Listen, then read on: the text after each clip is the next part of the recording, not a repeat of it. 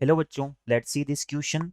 Let a comma b belongs to R be such that the function f is given by fx is equal to log of modulus x plus bx square plus ax and x is not equal to 0.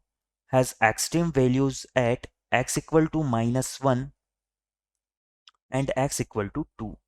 Statement first, f has local maximum at x equal to -1 and x equal to 2. Statement 2, a is equal to 1 by 2 and b is equal to minus of 1 by 4. Then option A, statement first is false and statement second is true. Option B, statement first is true, statement second is true, and statement second is a correct explanation of a statement first.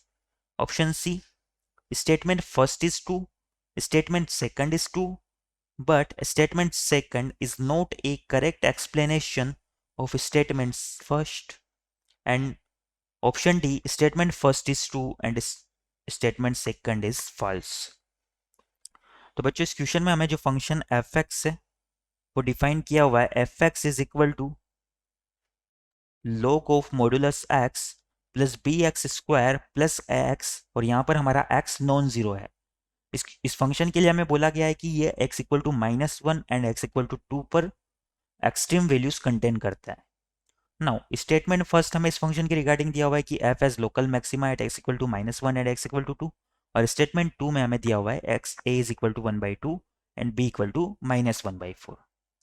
तो बच्चों यहाँ पर हमें जो question में function दिया हुआ है गिवन दैट वो है हमारा f x is equal to log of modulus x plus b x square plus a x. अब इसके लिए हमें बोला गया है कि इसकी एक्सट्रीम वैल्यूज एग्जिस्ट करती है एक्स इक्वल टू -1 और एक्स इक्वल टू 2 के लिए। तो हमें क्या करना होगा, f dash x find out करना होगा इसकी एक्सट्रीम वैल्यूज के लिए।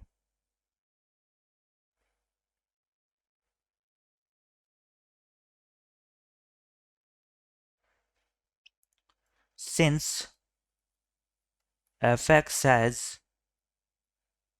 एक्सट्रीम वैल्यूज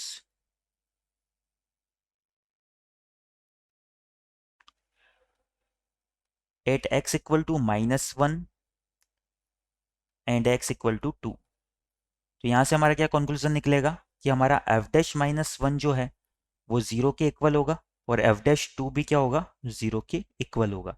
तो यहां से सबसे पहले हम एफ डैश एक्स को फाइंड आउट करते हैं।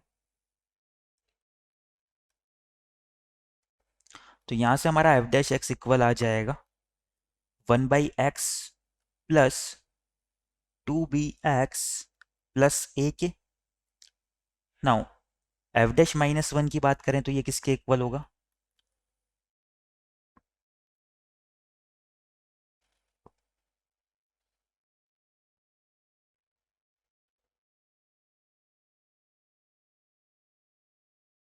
ये हो जाएगा -1 प्लस -1 प्लस ए -2b, और एफ डैश -1 हमारा 0 के इक्वल आ जाएगा। तो यहाँ से हमारा a -2b जो है ये 1 के इक्वल आ जाता है। सिमिलरली एफ डैश 2 को भी हमें 0 के इक्वल पुट करना है, तो एफ डैश 2 यहाँ से हमारा कितना आ जाएगा,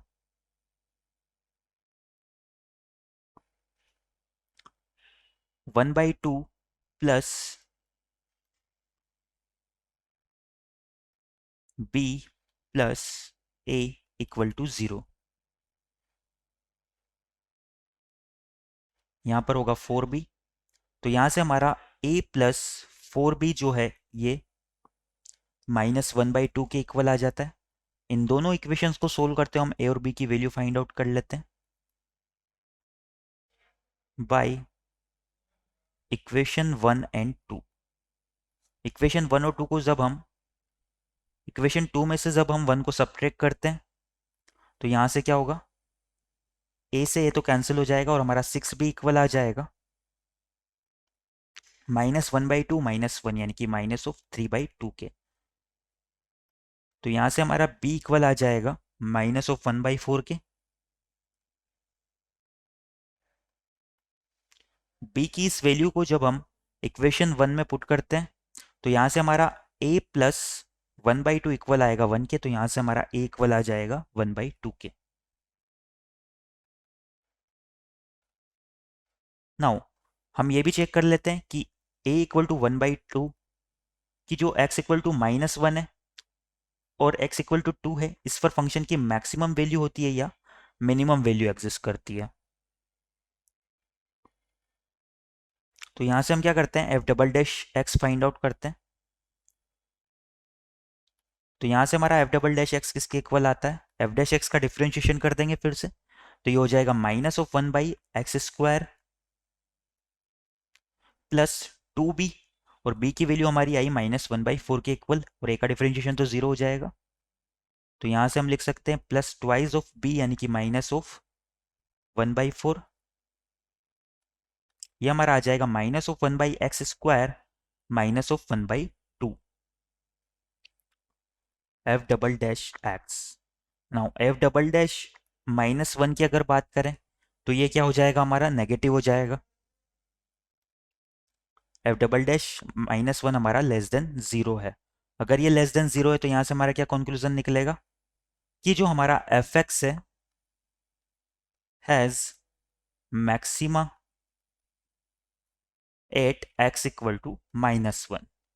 सिमिलरली अगर एफ डबल डैश 2 की हम बात करें तो वो भी हमारा नेगेटिव आएगा। अगर ये भी नेगेटिव आएगा तो यहाँ से हमारा क्या कंक्लूजन निकलेगा कि f x has maxima at x equal to 2। तो x इक्वल टू -1 और x इक्वल टू 2, इन दोनों पॉइंट्स पर फंक्शन एफ एक्स के लिए क्या हो जाएंगे, मैक्सिमा सिचुएटेड हो जाएंगे। नाउ हमारे ऑप्शन से एक बार देख लेते हैं हम। तो हमारा स्टेटमेंट फर्स्ट करेक्ट हो जाएगा, f has local maxima at x equal to -1 and x equal to 2। और हमारा स्टेटमेंट सेकंड भी करेक्ट हो जाएगा क्योंकि a की वैल्यू हमारी 1/2 और b की वैल्यू -1/4 आई थी। तो बच्चों यहां से हमारा क्या होगा, यहां से हमारा ऑप्शन सी करेक्ट हो जाएगा क्योंकि स्टेटमेंट फर्स्ट और सेकंड दोनों ट्रू तो आ गए, लेकिन स्टेटमेंट 2 किसी भी कंडीशन में स्टेटमेंट फर्स्ट को एक्सप्लेन नहीं कर पा रहा है। ए की वैल्यू हमारी ये होने पे हमें मैक्सिमा और मिनिमा का पता नहीं चल रहा है, वो तो हमें डबल डिफरेंशिएशन करने के बाद ही पता लगा है। तो इसलिए हमारा फाइनल आंसर क्या हो जाएगा इस क्वेश्चन के रिगार्डिंग, ऑप्शन सी।